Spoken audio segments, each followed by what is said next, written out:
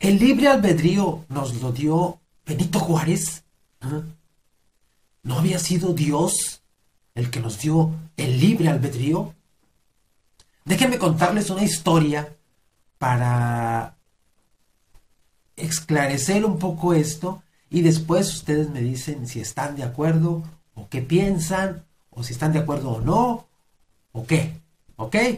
Bueno, en México, estamos en México, soy mexicano, tenemos tres o ha habido tres constituciones, o sea, cartas magnas, libros, leyes. La primera fue cuando México fue independiente, o sea, México, me refiero a México como país libre. Bueno, como ustedes saben, la independencia ocurrió el 16 de septiembre de 1810. Creo que voy a tener que ir a los libros de historia otra vez. 1810. Y se terminó 11 años y 11 días después, o sea, el 27 de septiembre de 1821, cuando Agustín de Iturbide entró a la Ciudad de México con su ejército trigarante y se hizo llamar el emperador. Pero le duró poco el gusto, porque después lo derrocaron y las personas que quedaron ahí en el poder decidieron formar una república, la República Mexicana. Bueno, esa república necesitaba una ley. Bueno, entonces esa fue la constitución que fue redactada y que fue publicada en 1824. En esa primera constitución estaba un artículo, el primer artículo decía: todo mexicano es católico desde su nacimiento. Así decía, investíguenlo, no me lo crean, investíguenlo. Todo mexicano es católico desde su nacimiento. Y así duró esa ley hasta que en 1857 se redactaron las leyes de reforma, que fue pues Benito Juárez, encabezado por Benito Juárez y otro grupo de legisladores. Bueno, pero había gente que se oponía a eso, muchos que se oponían a eso.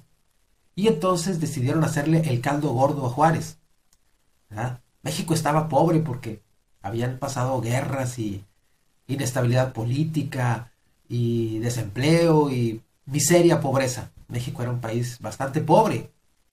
Y entonces, pues, los países que le habían prestado a México, a los gobiernos mexicanos, decidieron cobrarle a Benito Juárez. Bueno, esto alborotado por los conservadores que le habían hecho la contra a Juárez aquí en México. Y vinieron, o no vinieron, no sé si vinieron o si fueron, pero Benito Juárez convenció a los ingleses y a los españoles, porque fueron los ingleses, los españoles y los franceses los que reclamaron su dinero. Y Benito Juárez convenció a los de Inglaterra y a los de España, pero a los de Francia no. Los franceses dijeron, con Napoleón al frente, dijeron: nosotros no perdonamos y vamos a invadir México.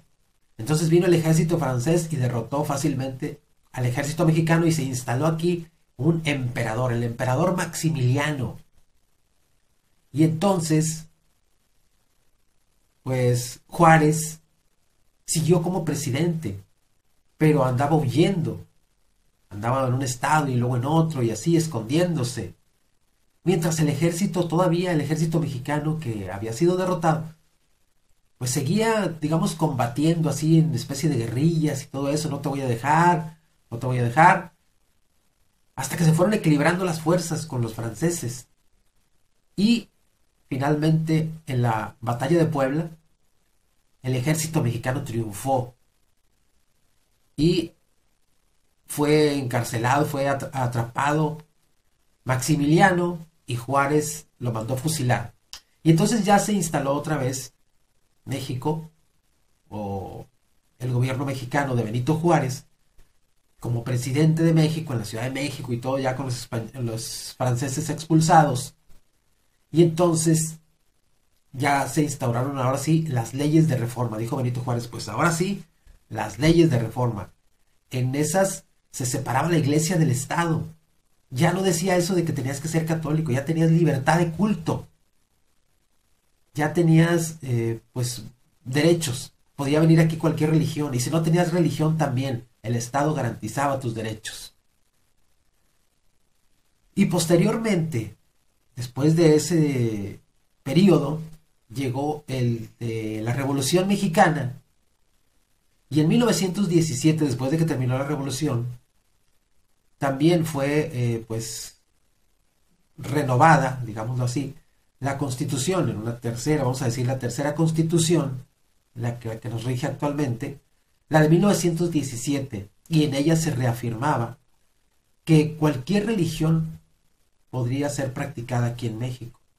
O, si no tenían religión, también era bien aceptado eso. El caso es que ahora tenemos religiones de todo el mundo.